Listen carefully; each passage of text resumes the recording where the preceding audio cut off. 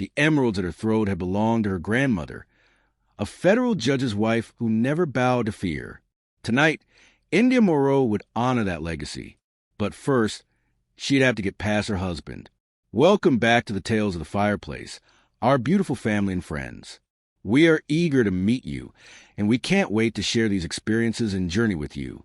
If you're hooked in and you're ready to enjoy this story, click subscribe and let us know in the comments where you're watching from, because tomorrow we will be giving you another story just as interesting as this one, and you don't want to miss it. Now, back to the story. India's reflection stared back at her from the full-length mirror, and for the first time in 3 weeks, she recognized the woman looking back. The black gown hugged her curves like a second skin, elegant and unapologetic. But it was the jewelry that mattered. The emerald necklace and matching bracelet that had been passed down through 3 generations of women who'd refused to be diminished. Her grandmother had worn them to sentencing hearings where she sat in the gallery, a silent pillar of strength for her husband, Judge Harold Reeves. Her mother had worn them to her own swearing-in as a federal prosecutor. India had worn them the night she told Dominic St. Clair she loved him. That was 4 years ago, before the wedding. Before she'd traded her office at the U.S. Attorney's Office for a penthouse view 50 floors above Washington, D.C. Before she'd become invisible. The Georgetown penthouse stretched behind her in cold magnificence. Floor-to-ceiling windows framing the Capitol dome in the distance, Italian marble floors reflecting the amber light of dusk, gold accents that caught the day's final rays. The climate control hummed softly, the only sound in a space that had become a mausoleum. Everything here whispered power, control, a life most women would envy. India felt like she was suffocating. 3 weeks. 21 days of separate bedrooms and meals eaten alone. 21 nights of watching the light beneath Dominic's study door, knowing he was 10 feet away but might as well have been on another continent. She'd stopped knocking after the first week, stopped trying after the second. Tonight, she was done disappearing. Her phone buzzed on the vanity. A text from her sister. "Simone, you good? Still coming to the gallery opening?" India's fingers hovered over the screen. Was she good? No, but she would be. "On my way," she typed back. She reached for her clutch. Black leather minimal, containing nothing but her phone, lipstick, and the last shreds of her dignity. The emeralds caught the light as she moved, each stone a small fire against her brown skin. She didn't hear him approach. Dominic had always moved like smoke, silent, inevitable, impossible to contain. But she felt him. The air pressure changed. The temperature dropped despite the climate control. That distinctive scent reached her first. Sandalwood and cedar, expensive and unmistakable. The cologne she used to bury her face in, back when he still let her close. India turned slowly. And there he was. Dominic St. Clair stood near the marble archway, perfectly still, watching her with those eyes that had always seen too much. Dark as midnight. Twice as dangerous. He was dressed for business. Tailored black suit, no tie, the top button of his shirt undone in a way that should have been casual, but on him looked calculated, deliberate. His jaw was tight, the muscle there jumping in a way she'd learned to read like Morse code. He was afraid. That realization hit India like ice water. In 4 years of marriage, through federal investigations, rival faction wars, and threats that would make most men crumble, she had never seen fear in Dominic St. Clair's eyes. Until now. Going somewhere? His voice was quiet. Too quiet. The kind of quiet that preceded violence in his world. India lifted her chin. The Hirshhorn. Simone's exhibit opening. "I told you about it 2 weeks ago." She paused. "Not that you were listening." Something flickered across his face. "I listened to everything you say. You haven't said 10 words to me in 3 weeks. That doesn't mean I'm not listening." The logic was so twisted, so quintessentially Dominic, that India almost laughed. Instead, she turned back the mirror, fastening the emerald bracelet with steady fingers, even though her heart was pounding. "Well, I'll be back around 11. Don't wait up. You haven't been." She moved toward the bedroom door, her heels clicking against a marble with the same authority they'd once carried in federal courtrooms. 5 steps. 4. 3. His voice stopped her cold. "That jewelry isn't leaving this house." India's hand froze on the doorframe. The brass was cool against her palm, grounding her in a moment that suddenly felt like standing at the edge of something irreversible. "Excuse me?" "You heard me." She turned slowly. Dominic hadn't moved, but somehow he seemed closer, larger. The shadows in the room bent toward him like subjects before a king. "These belong to my grandmother," India said, her voice steady despite the trembling building in her chest. "My mother. They're mine, Dominic. You don't get to." "And neither are you." The words landed like a verdict. India stared at him. "What did you just say?" Dominic stepped forward, and the movement was pure predator, measured, deliberate, the kind of approach that made powerful men reach for weapons and smart men run. His Italian leather shoes whispered against the marble. But India was neither powerful nor smart in this moment. She was his wife, and she didn't move an inch. "You're not leaving," he said again. Closer now, close enough that his cologne wrapped around her like a memory of better days. "Not tonight. Not in that dress. Not wearing those." India's pulse hammered in her throat, right beneath the emeralds. "Is that an order?" "It's a fact. And if I walk out anyway?" Dominic stopped 3 feet away, close enough to touch, too far to reach.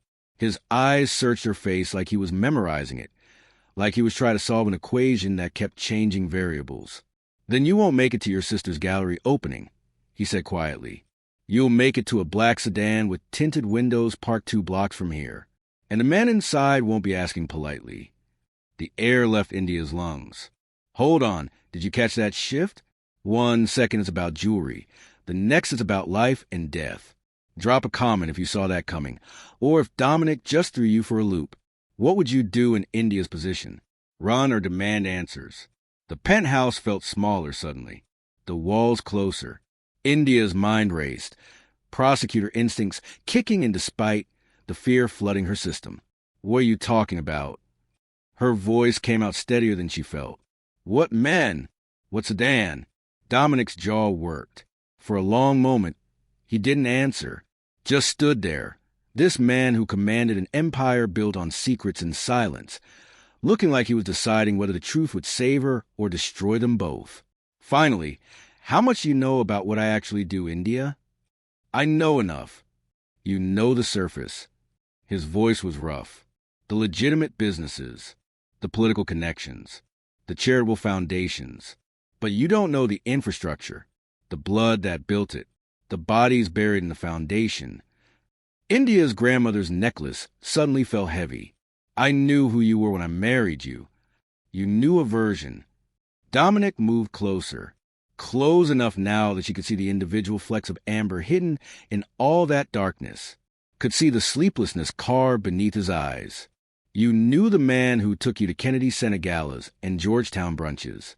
You didn't know the man who's been watching his empire fracture for the past 6 months. The man who's been counting down the days until his enemies figure out that you," his voice cracked, actually cracked, "that you're the only thing in this world I wouldn't burn down to keep."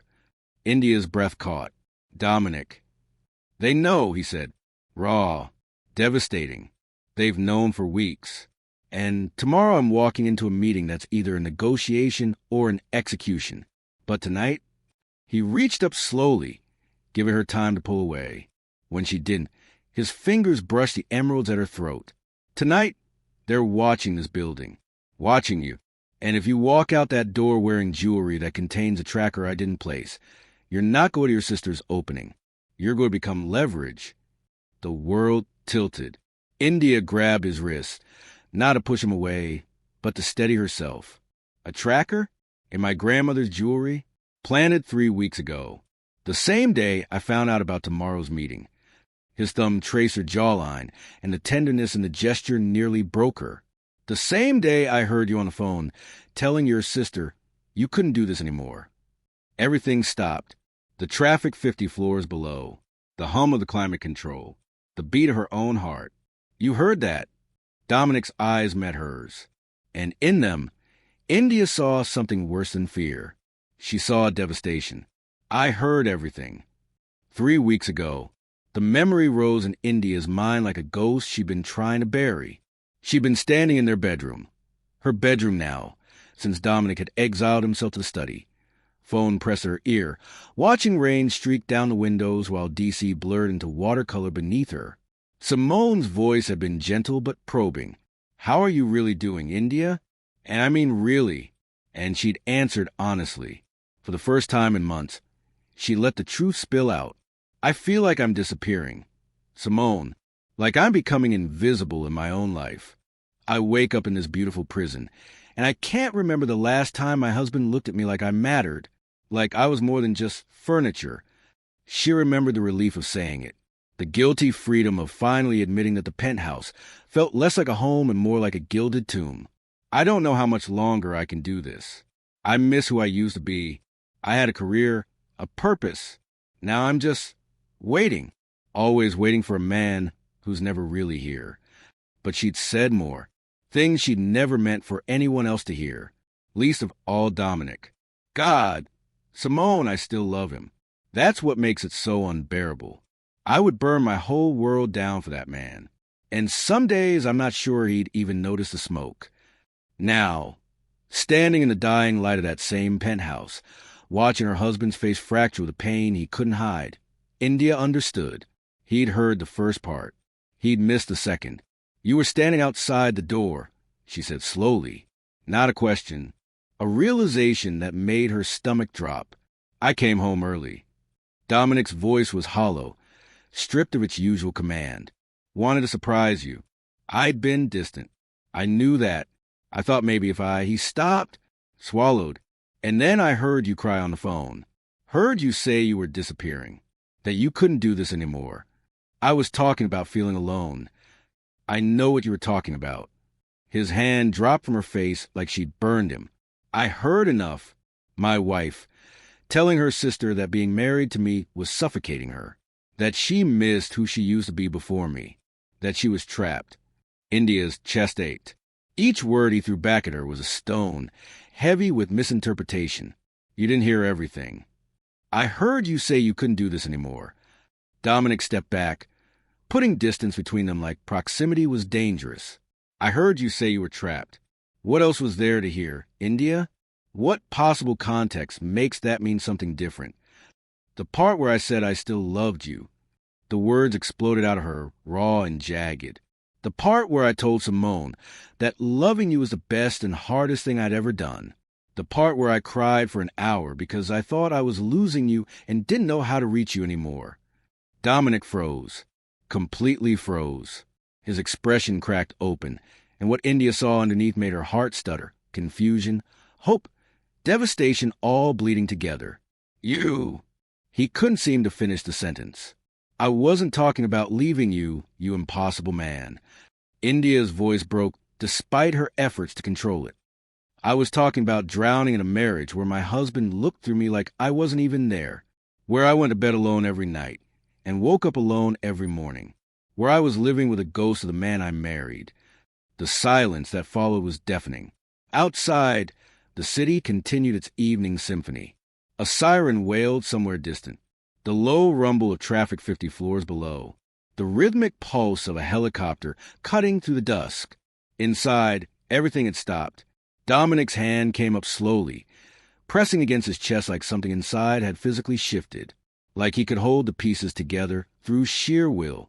"You weren't planning to leave," he said slowly, testing the words like they were in a foreign language. "I was planning to fight for us." India's voice cracked. "But you didn't give me anything to fight for. You just vanished. And I didn't know why. Because I thought..." Dominic's voice broke completely. He turned away from her, facing the windows, his silhouette sharp against the dying sun. "I thought you wanted out. I thought if I kept my distance, it would hurt less when you finally left. So I left first. You were protecting yourself. I was trying to protect both of us." He turned back to face her, and for the first time since India had known him, the most powerful man in DC's underworld looked utterly shattered. "I didn't realize I was destroying us instead." India felt something crack in her chest. Not breaking apart, breaking open. 3 weeks, she whispered.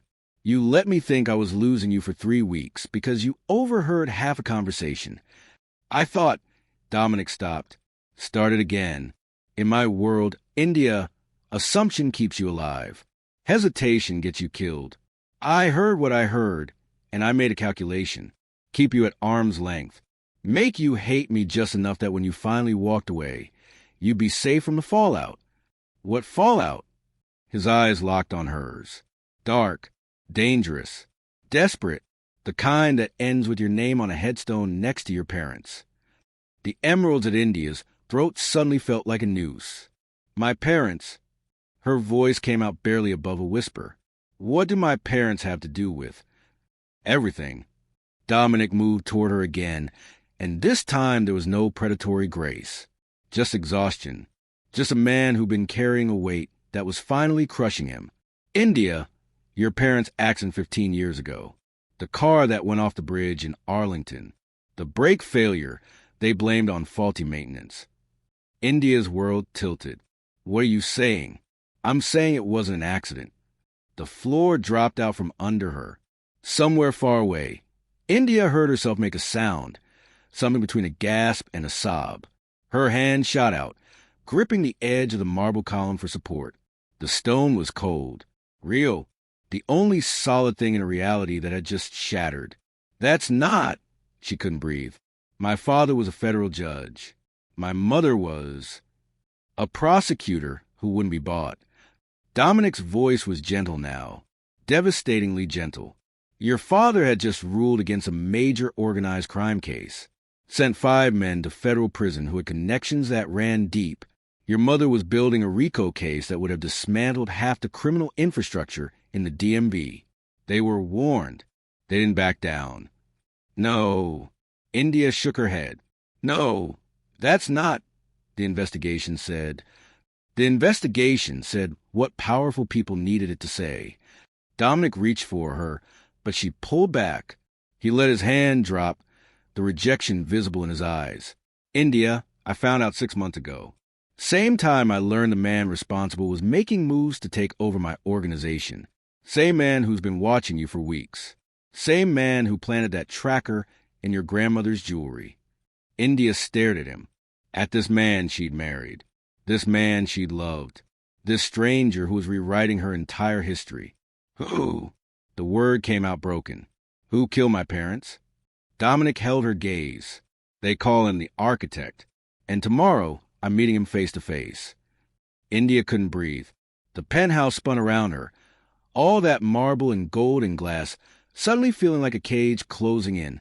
Her parents, the brake failure, the rainy night 15 years ago when a police officer had knocked on her dorm room door at Howard University, his face grave, his words careful. There's been an accident. Not an accident. Murder. I need. She pushed past Dominic, her heels unsteady on the marble. I need a minute. India. Don't. She held up a hand, stopping him mid-step. Don't follow me. Don't touch me. Just give me a goddamn minute. She made it to the living room before her knees gave out. The leather sofa caught her, cold, expensive, impersonal. Her hands were shaking. The emeralds at her throat felt like evidence now, like a target. She reached up to unclasp the necklace, but her fingers wouldn't cooperate. Behind her, she heard Dominic's sharp intake of breath. Leave it on. It has a tracker, which is exactly why you need to leave it on. His voice was closer now despite her warning. If you take it off, they'll know something's changed, that you know something. We can't give them that advantage. India's laugh was bitter, broken. Advantage?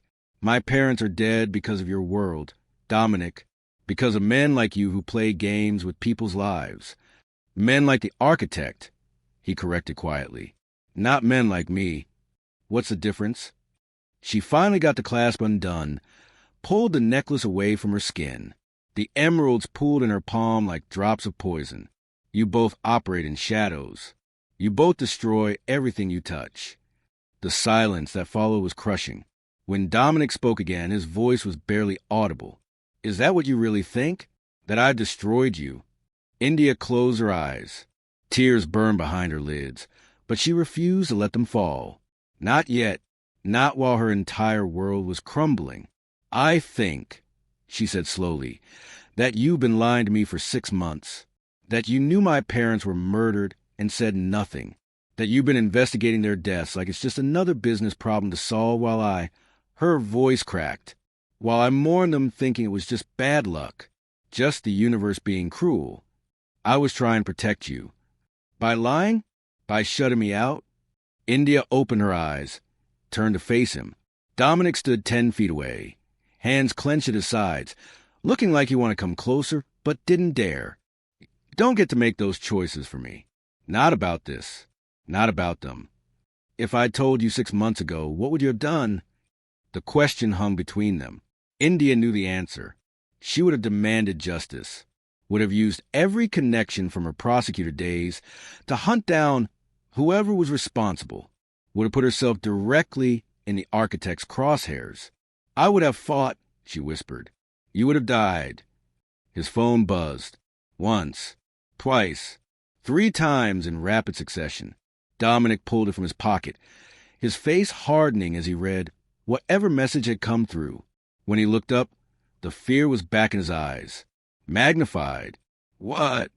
India stood, the emerald still clutched in her fist. What is it? They know you're home. His voice was flat, dead, and they're moving up the timeline. The meeting isn't tomorrow anymore.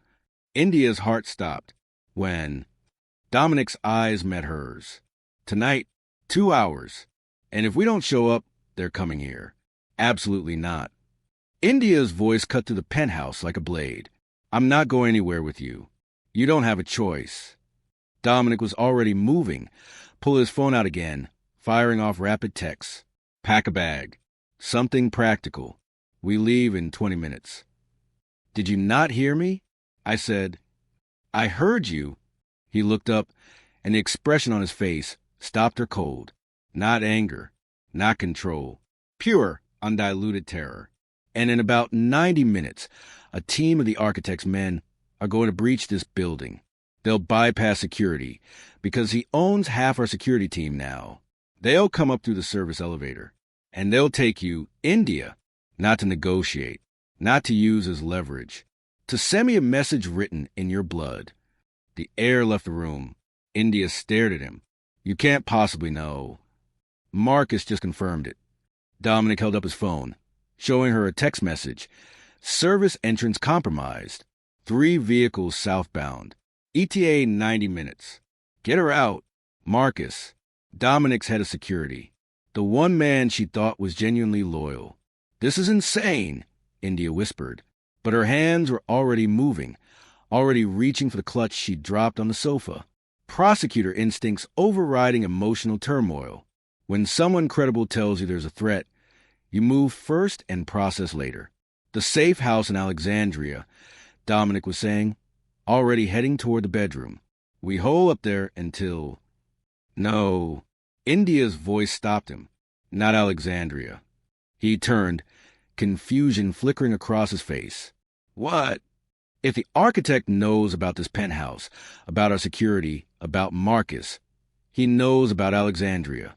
India's mind was racing now, falling into the strategic thinking that had made her one of the youngest federal prosecutors in D.C. history. He's been watching us for months. Every property in your name, every safe house, every backup location. He'll have them all mapped. Dominic stared at her, then somewhere he'd never think to look. India moved past him, heading for the bedroom. Somewhere that has nothing to do with you. India, I can't protect you if... Good. She spun to face him. Because I'm not asking you to protect me. I'm asking you to trust me. For a long moment, Dominic didn't move. She could see the war playing out behind his eyes. Every instinct screaming at him to take control, to handle this his way, to keep her safe through sheer force of will. Finally, slowly, he nodded. Where? India pulled out her phone, scrolled through her contacts, found the name she needed.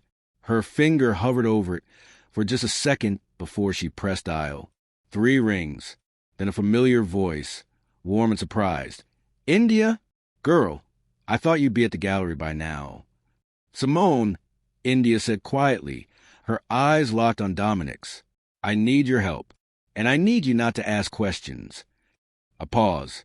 Then, where are you? I'm coming to get you. No, I'm coming to you. India grabbed her purse, started pulling out the essentials. That warehouse space you're renting in Anacostia, the one you use for storage. The old Navy Yard building? India, that place is... Perfect. It's perfect. India's voice steadied. Can you meet us there in 40 minutes? Another pause. Longer this time. Then, us? India looked at Dominic, at this man who'd lied to her, protected her, destroyed them both trying to save her. This man whose world had just become her prison and possibly her grave. I'm bringing my husband, she said. And Simone, bring your camera, the one with the long-range lens. We're going to need proof of everything that happens tonight. She hung up before her sister could respond. Dominic was staring at her like he'd never seen her before. What? India said, already moving toward the bedroom to change out a gown and into something that wouldn't get her killed. That, Dominic said softly, something like wonder in his voice. That's the woman I married, the prosecutor, the strategist. He followed her, and for the first time in 3 weeks, walked into their shared bedroom. I'd forgotten how dangerous you could be. India pulled a black sweater from the closet, practical jeans, boots that could run or fight. You have no idea, she said. The drive to Anacostia was silent, except for the hum of tires on asphalt and the occasional crackle of Dominic's encrypted radio. India sat in the passenger seat of the black SUV. Not Dominic's usual vehicle, but something unmarked Marcus had arranged, watching D.C. blur past her window. The Capitol dome glowed in the distance. Monuments to democracy and justice lit up like beacons in the darkness. Her father had believed in those symbols, had given his life for them, whether he'd known it or not. Tell me about him, India said suddenly. The architect. I want to know who killed my parents. Dominic's hands tightened on the steering wheel. For a moment, she thought he wouldn't answer. Then, his real name is Julian Cross, 52, former CIA operative who went private after the Cold War ended, built a network that spans from D.C. to Moscow. He doesn't deal in drugs or guns. Those are too messy, too traceable. He deals in secrets, in leverage, in making powerful people owe him favors they can never repay. India processed this. And my father? Your father was overseeing a federal corruption case. 5 defendants, all connected to Cross's network. Your father refused 3 separate bribes. Refused protection. Said he'd taken an oath. Dominic's voice was carefully neutral, but India heard the respect underneath. Your mother was building a parallel RICO case through the U.S. Attorney's Office. Between them, they were about to expose a corruption network that reached into Congress, the Pentagon, and the Supreme Court. India's hands clenched in her lap. So he killed them. He made it look like an accident. Bought off the mechanic who'd serviced your father's car the week before. Had the brake lines compromised so they'd fail gradually, not immediately, which would have raised suspicions. Your father drove to Arlington that night for a charity dinner. Rainy roads, steep hill. By the time he realized the brakes weren't responding. Stop. India's voice cracked. Please. Dominic pulled the SUV to the curb, threw it into park. They were 2 blocks from the warehouse. Close enough to see the old Navy Yard building rising against the night sky, brick and broken windows and shadows. He turned to face her, and in the dim light from the dashboard, his face was raw with something India had never seen before. Guilt. I should have told you the moment I found out, he said quietly. 6 months ago, when one of Cross's lieutenants got drunk at a poker game and started bragging about the judge job. Said it was Cross's masterpiece.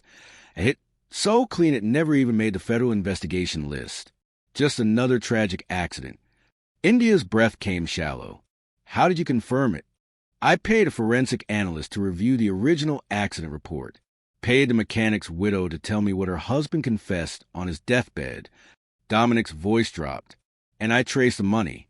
Every dollar that changed hands to make your parents disappear came from one of Cross's shell corporations.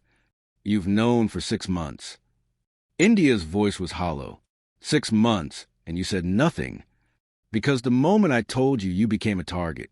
Dominic reached for her hand, and this time she didn't pull away. Cross doesn't leave loose ends. India, if he knew I connected him to your parents, if he knew you knew, he'd have eliminated you before you could become a problem. I've been trying to build a case quietly, trying to find a way to take him down, without painting a target on your back. But he found out anyway. He found out 3 weeks ago. Dominic's thumb traced circles on her palm, a gesture so familiar it made her chest ache. One of my own people sold me out. Told Cross I was digging into the judge's death. Told him I was married to the judge's daughter. And suddenly, everything I'd been trying to prevent became inevitable. India stared at their joined hands. That's when you pulled away. That's when I tried to save you the only way I knew how. His voice broke. By making you hate me enough to leave before he could use you to destroy me. Who betrayed you? Dominic's jaw tightened. Someone I trusted. Someone who's been with me for 8 years. He'll be at the meeting tonight. Cross insisted on it as a show of good faith. Proof that my organization is fracturing from the inside. Do I know him? You've met him. Dominic's eyes were dark. Richard Chun, my chief financial officer. The man who stood beside me at our wedding. India's stomach dropped. Richard, the quiet, efficient man who'd helped her navigate the social complexities of Dominic's world. Who'd sent flowers when she'd been sick last year. Who'd seemed genuinely kind in a world where kindness was currency. Why? She whispered. Cross offered him what I couldn't. Dominic's voice was bitter. A seat at the table. Real power instead of borrowed authority. And Richard was smart enough to know that Cross was going to win eventually, so he chose the winning side. The radio crackled. Marcus's voice came through, tense. Boss, 3 vehicles just left the Georgetown perimeter, headed south. They're coming for the penthouse. Dominic pressed the transmitter. Copy that. We're in position. Stay dark. Sir, Marcus hesitated. Good luck. The line went dead. India looked up at the warehouse. A single light burned in a 3rd-floor window. Simone signaled that she was inside, waiting. Once we go in there, Dominic said quietly, there's no going back. Cross will know we've gone aground. He'll escalate. And this meeting tonight won't be a negotiation anymore. What will it be? Dominic met her eyes. A reckoning. India squeezed his hand once, then let go, opened the passenger door. The night air hit her face, cold, sharp, real. Then let's go give him one. Richard Chun, the betrayal came from inside the family. Drop a comment if you saw that coming, or if it just shattered you. And be honest. Could you forgive someone who lied for 6 months to protect you, even if it meant shutting you out completely? Let's talk about it. They moved through the darkness together, side by side, toward a warehouse where her sister waited with a camera and questions India didn't know how to answer yet. Behind them, somewhere in the Georgetown night, men were breaching an empty penthouse, finding nothing but ghosts and cold marble. Ahead of them, somewhere in the shadows, Julian Cross was preparing for a meeting that would end with someone dead. India touched the emeralds at her throat. Still there, still tracking, exactly where they needed to be. Let him watch. Let him think he knew where she was. By the time he realized his mistake, it would be too late. The warehouse smelled like turpentine, an old canvas. Simone had transformed the 3rd floor into a makeshift studio. Paintings in various stages of completion leaning against brick walls, drop cloths covering the concrete floor, industrial lights casting harsh shadows. She took one look at India's face and pulled her into a hug without a word. India held on longer than she meant to. When she finally pulled back, Simone's eyes were searching hers with that big sister intensity that had always seen too much. You want to tell me what's happening? Simone asked quietly. Not yet. India glanced at Dominic, who was securing the entrance, checking sight lines like the soldier he'd once been. But I will. I promise. Simone looked between them, then nodded slowly. I set up the camera on the roof. Long-range lens like you asked. Pointed at the warehouse on K Street. That's where you said the meeting would be, right? That's right. Dominic joined them, his presence filling the space. Thank you for helping her. Simone's expression was unreadable. I'm not doing this for you. I'm doing this because my sister called me scared for first time in 4 years. She turned to India. There's coffee in the corner. Blankets. I'm going downstairs to make sure no one followed you. After she left, the silence felt massive. India walked to the windows overlooking the Anacostia River. The water reflected the city lights, turning darkness into something almost beautiful. Behind her, she heard Dominic moving, his footsteps careful, approaching like she was something fragile. India. My father used to bring me here, she said suddenly. Not this warehouse, but the Navy Yard. When I was 9 years old, before the gentrification, when it was still industrial and gritty, he'd hold my hand and tell me that justice wasn't about the monuments or the marble buildings. It was about the people in the forgotten places, the ones no one was looking at. She felt Dominic behind her now, close but not touching. He sounded like a good man. He was. India's voice cracked. And your world took him from me. I know. My mother, too. She was brilliant, fierce. She taught me that being a black woman in the law meant being twice as good and half as acknowledged. She never bent, never compromised. India finally turned to face him. They were everything I wanted to be, and they died because they wouldn't bow to men like Cross. Men like me, Dominic said quietly. No, the word came out stronger than she expected. Men like Cross deal in fear and death. You! She stopped, struggling with a truth that was rising despite everything. You tried to protect me. You went about it all wrong. Shut me out when you should have brought me in, but you were trying to save me from the same fate. Dominic's hand lifted, hovering near her face. Can I? Yes. His palm cupped her cheek, warm and familiar and devastating. India leaned into it, starved for touch after 3 weeks of exile. I'm so sorry, he whispered, for the distance, for the lies, for not trusting you to be strong enough to handle the truth. I am strong enough. India covered his hand with hers. I've always been strong enough. You just forgot to look. I never forgot. Dominic's forehead touched hers, and the intimacy of it after so much cold distance nearly broke her. I was terrified of what loving you cost, what it made me willing to do, willing to sacrifice, including us, especially us. His other hand found her waist, pulled her closer. I thought if I made you hate me, you'd leave, you'd be safe. I'd be alone, but you'd be alive. It seemed like an acceptable trade. India's hands fisted in his shirt. It wasn't your trade to make. I know that now. They stood there in the harsh warehouse light, holding each other like survivors of shipwreck, while somewhere across the city, men with guns and orders were tearing apart their empty penthouse, looking for a woman who was already gone. What happens tonight? India asked against his chest. Tonight we end this. Dominic's voice rumbled through her. One way or another. India pulled back just enough to meet his eyes. Together, he agreed. And for the first time in 3 weeks, when Dominic kissed her, it didn't taste like goodbye. It tasted like war. India's phone buzzed against the concrete floor where she'd left it charging. Once, twice, then a third time in rapid succession that made her blood run cold. She pulled away from Dominic, crossed to where the phone lay, glowing in the darkness. Unknown number, but the preview text was visible. Hello, India. Lovely necklace. The emeralds really bring out your eyes. Her hands went numb. A second message appeared. The warehouse on Potomac Avenue, very creative. I didn't expect a sister. She photographs well, by the way. A third.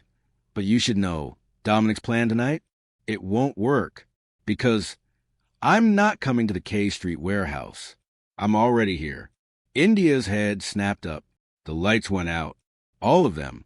The industrial overheads, the small lamp by Simone's easel, even emergency exit signs. Total darkness swallowed the warehouse whole. Dominic. India's voice cut through the black. She heard him moving, heard the distinctive click of a safety being released. Stay down. Simone's downstairs. I know. His voice was closer now, and then his hand found her arm, pulled her against the brick wall. Don't move. Don't speak. Don't even breathe loud. India's heart hammered against her ribs. Her prosecutor mind raced. He's here. He knew about this location. Which means, Marcus, she whispered, horror flooding through her. Dominic, Marcus knew we were coming here. She felt him go rigid beside her. No, the word was barely audible. No, Marcus has been with me for 12 years. He's compromised. The voice came from across the warehouse. Cultured, calm, absolutely terrifying in its casualness. Or dead. I haven't decided which yet. A single spotlight flared to life, illuminating the center of the warehouse floor. And there, hands zip-tied behind her back, blood trickling from her temple, knelt Simone. India's scream caught in her throat. A figure stepped into the light behind her sister. 50s, silver hair, expensive suit. The kind of man who looked like he belonged at Kennedy Center galas, not warehouse executions. Julian Cross smiled. Hello, Dominic. Mrs. St. Clair. He pulled a gun from his jacket, pressed it casually against Simone's head. I believe we have some business to discuss. And before you reach for your weapon, Dominic, know that I have 3 snipers positioned throughout this building. The moment you move wrong, your wife loses her sister. Then she loses you. Then she loses herself. Don't. India breathed, feeling Dominic's muscles coil for violence. Please don't. Smart woman. Cross tilted his head, studying them like insects under glass. Your father was smart too, right up until he wasn't. Shall we discuss how this ends? Or should we skip to the part where you both realize you've already lost? Dominic's hand tightened on India's arm, not restraining her, grounding himself. What do you want? His voice was dead, empty of everything except calculation. What I've always wanted. Cross's smile widened. Everything you have. Your empire. Your connections. Your reputation. His eyes slid to India. Your leverage. The woman who makes the untouchable Dominic St. Clair vulnerable. He cocked the gun. And I'm prepared to start taking it right now. Simone's eyes met India's across the warehouse. And in them, India saw not fear, but fury. Her sister mouthed 2 words. Fight back. The spotlight flickered. And everything went to hell. The flickering was an accident. India realized at the moment she saw the pattern. 3 long, 3 short, 3 long. Morse code, SOS.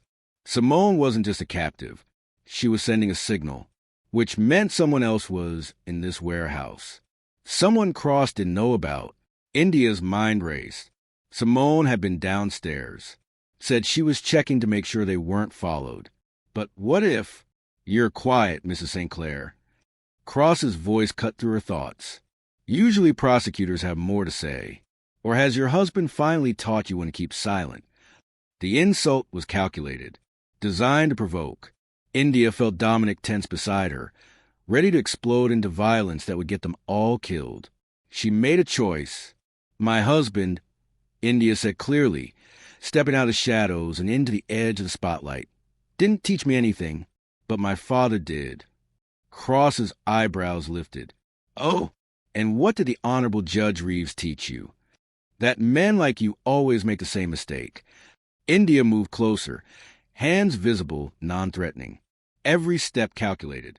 You think violence is power. But real power is knowing which battles to fight. India! Dominic's warning came sharp.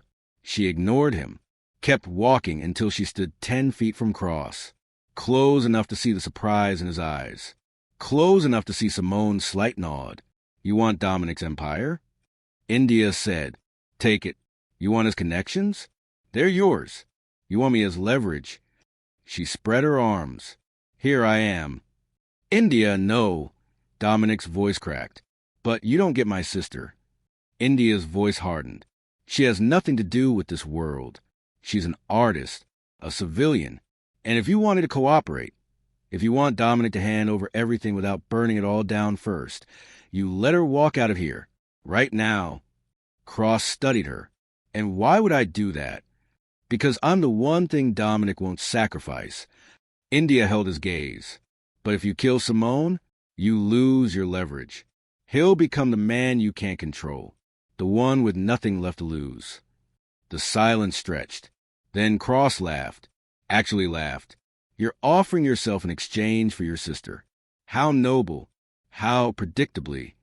The second spotlight exploded in a shower of sparks. Gunfire erupted from the warehouse rafters. Cross dove sideways, his shot going wide.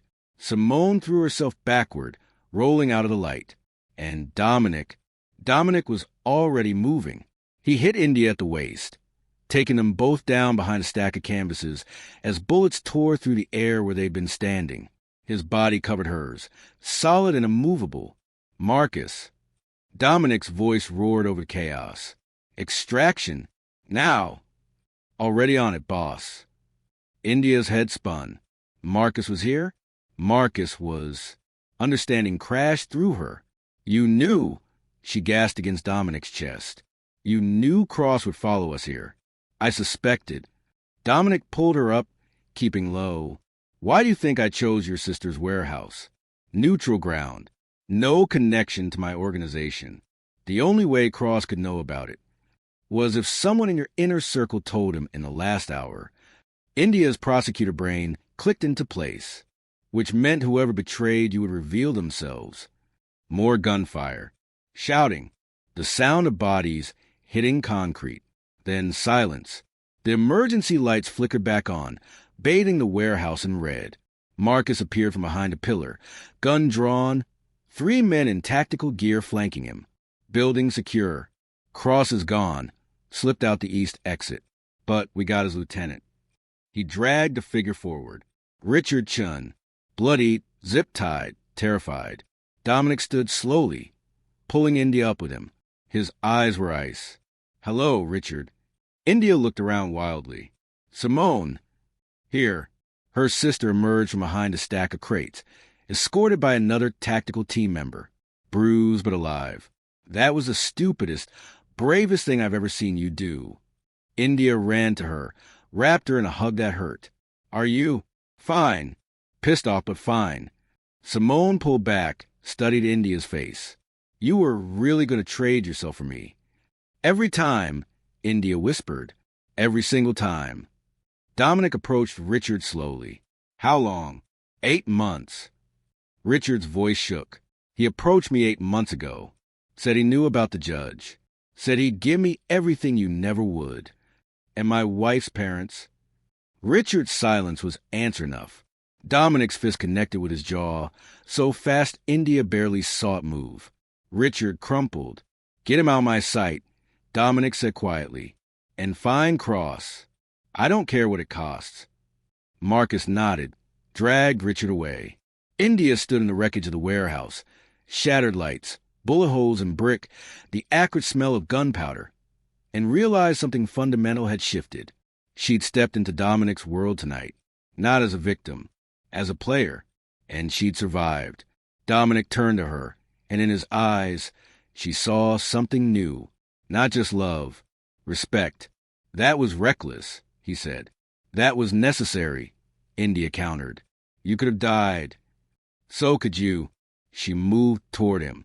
That's what partnership means, Dominic. We risk everything together, or we don't risk it at all. His hand cupped her face. I'm not used to. I know. Learn. India smiled despite everything. We both will. 3 days later, India stood in the penthouse again. But everything was different. The FBI had raided Cross's operation at dawn. The evidence Simone's camera had captured, Cross with a gun, his admission about the judge job, Richard's confession, had been enough for federal warrants.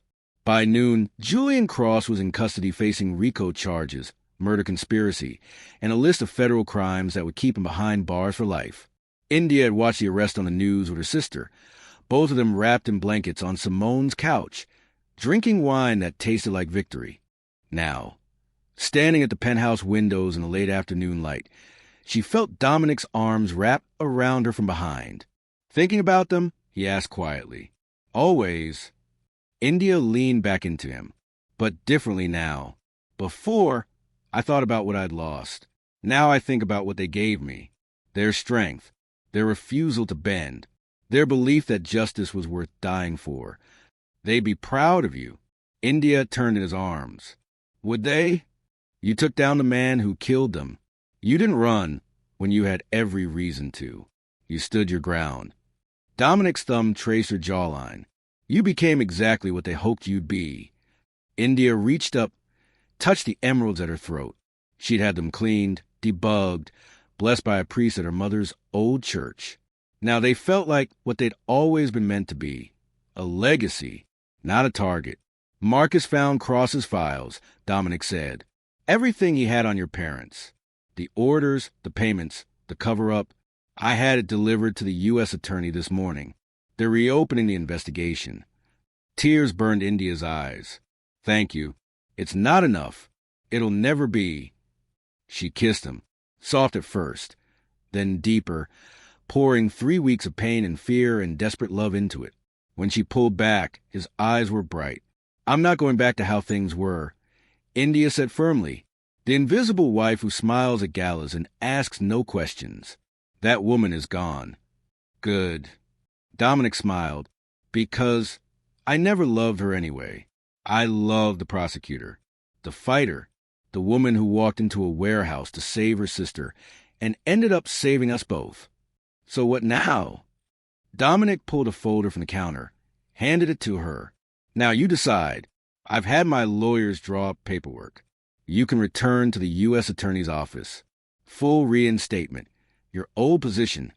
Everything you gave up. Or... India opened the folder. Her breath caught. St. Clair Legal Consulting. Specializing in organized crime prosecution and defense. She looked up. Dominic, you know my world better than any federal prosecutor ever could. You've lived in it, survived it, and there are people in my organization, legitimate people running legitimate businesses, who need someone they can trust to keep them on the right side of the law. He paused. And there are victims of men like Cross who need someone who understands both sides to get them justice. India stared at the papers. Her own firm, her own cases, her own terms. I'd be working with criminals. You'd be working with people. Some good, some bad, all complicated. Dominic's hand covered hers. But it's your choice. Whatever you decide, I support it. No more making decisions for you.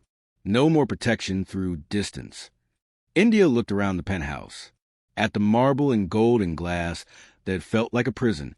It didn't anymore. Now it just looked like home. A home she'd fought for. A home she'd earned.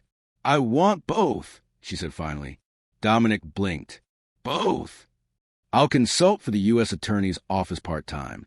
Pro bono cases for victims. And I'll build a firm for everything else. India smiled. I gave up too much of myself once. I'm not doing that again. Not for anyone. Not even you.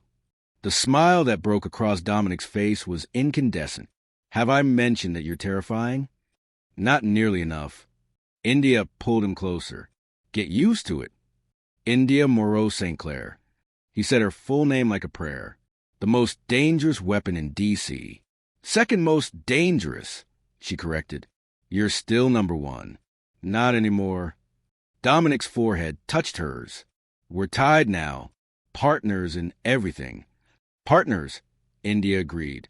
Outside, the sun set over Washington, painting the monuments gold. Inside, two people who'd nearly lost everything stood together in the wreckage of who they'd been, building something stronger from the pieces. India's phone buzzed. A text from Simone. Dinner tomorrow? I want to hear everything. And maybe paint you too. Portrait of a power couple who almost destroyed each other but didn't. Too long for a title? India laughed, showed Dominic the message. Your sister has a gift for the dramatic, he said.